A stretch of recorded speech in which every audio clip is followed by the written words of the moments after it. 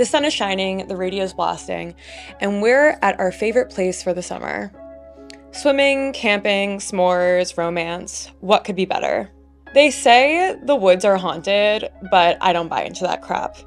My boyfriend and I plan to go out there and sleep under the stars while the others stay in that stuffy old cabin. Why does it creak so much? I swear I heard someone's voice last night and it wasn't any of ours. And my best friend claimed she saw a young girl in a nightgown last night, but we all know she's dramatic. Plus, we were partying last night.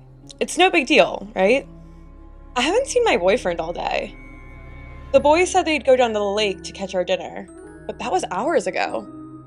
Where could they be? Did something happen? Wait, what was that? Oh my god, is that blood? Are you okay? Where is everyone? Someone, help! Help! Oh my god!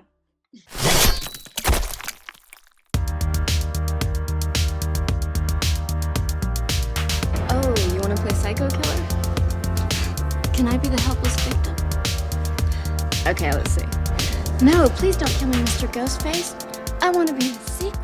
Hello friends, and welcome back to my channel. If you're new here, my name is Dion, and as you can see from the title, we are doing a slasher summer aesthetic style analysis. This trope is rooted in sort of that 70s, 80s, 90s slasher film, the classic like teen slashers, like I Know What You Did Last Summer and Scream, often taking place at like a lake or a cabin in the woods. This person suggested in the comments that I do it, so thank you for that because I found it very inspirational. I usually start the spooky season around late August because I love fall, but this year my best friend and I have been really into like summerween, Halloween in July, and enjoying summery slashers and spooky vibes like Sabrina the Teenage Witch and I Know What You Did Last Summer. I personally love this aesthetic. I was a camp counselor for 5 years. I did a lake/summer camp aesthetic video a couple years ago, and I just love a lake cabin woods trope. So in this video, I'll be talking a little bit about the aesthetic, the staples of the aesthetic, some criticisms I have of it, and how to get the look. So if you like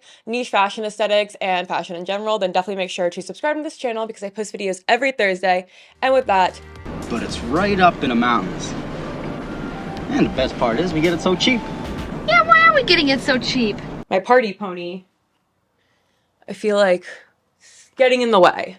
Try to go for a very heavy 80s look.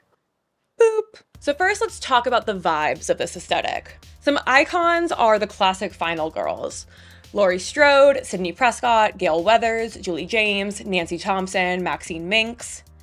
In terms of outfit inspiration, the comedy show Wet Hot American Summer on Netflix has that perfect summer camp late 70s vibe. It's not scary at all, but the aesthetic of the outfits definitely fits in with this. Similar aesthetics are Summerween, lake/camp summer, Stranger Things, and the final girl aesthetic. Slasher summer girlies hang out in lakes, cabin, camp, woods, the suburbs, riding bikes, riding in truck beds, dive bars, out in the country, anywhere that's like rural and isolated. Movies and TV shows that are great if you like this aesthetic or want to get into it are Nightmare on Elm Street, especially the first three, American Horror Story 1984, the early seasons of Stranger Things, the Sleepaway Camp franchise, the first Evil Dead, the Scream franchise, Texas Chainsaw Massacre.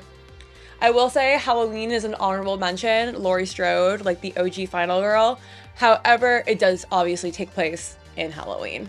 And again, Wet Hot American Summer definitely encapsulates the vibe without being scary. It's more of a comedy. The staples of this aesthetic are dolphin shorts, ringer tees, halter tops, band tees, cutoff jeans, short overalls, ripped muscle tees, one-piece bathing suits, high cut, preferably red, Baywatch style, varsity tees, flannels, high-waisted, looser, longer shorts, and like a tiny top combination I felt like was really common in this aesthetic. The colors are a lot of like primary and varsity colors, so red, white, and blue, Kelly green, yellow, black. Shoes were almost universally sneakers, especially Converse. Favorite accessories were crew socks, flat bill baseball caps, sunglasses on a strap, particularly aviators, and backpacks. The most common pattern is definitely stripes, but there were some plaid flannel accents.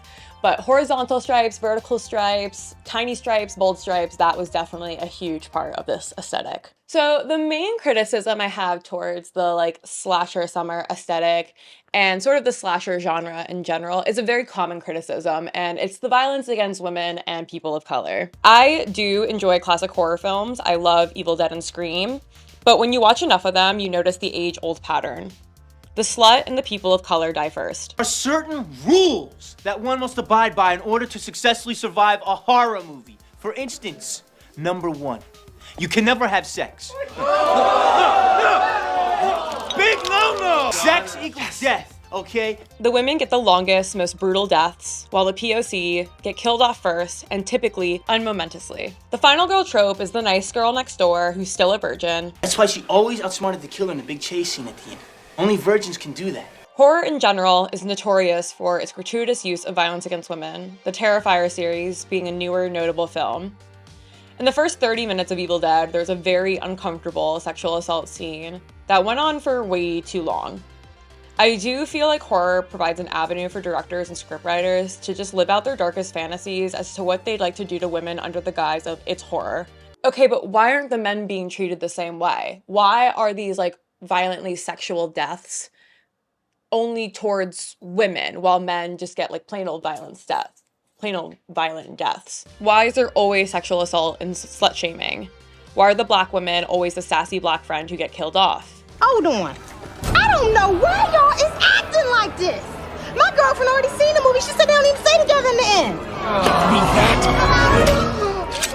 Right on.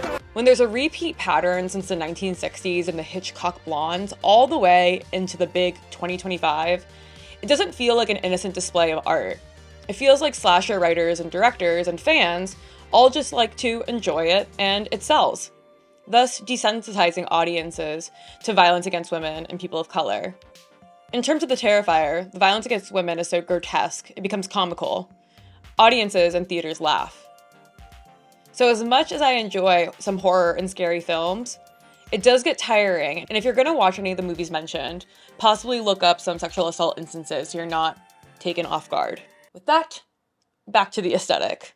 In terms of getting the look, I feel like the main feature of a slasher summer outfit is a high-waisted short. It can be the short dolphin shorts, it can be more of a mom knee-length short, but there's not really a lot of low-waisted around here. Casual is king in this aesthetic, so a summery crop top or an oversized tee of your favorite band, camp, or scary movie is a great choice. Sneakers are a must, you're at the cabin. Pair it with scrunchy crew socks for a retro vibe. Top it off with vintage summer accessories, a hat, aviator glasses, and a rucksack. In terms of fashion, it's very casual, it's retro, it's vintage. It's nothing too crazy or couture, but I do like the sort of like defined aesthetic of a slasher summer campy horror movie, though, as I said, I have my reservations about it as well. If you like this video, definitely give it a thumbs up and comment down below what other aesthetics you like to see from me. Follow me on TikTok and Instagram for even more content from me, and subscribe to this channel because I post videos every Thursday. And with that, have a happy day. Bye!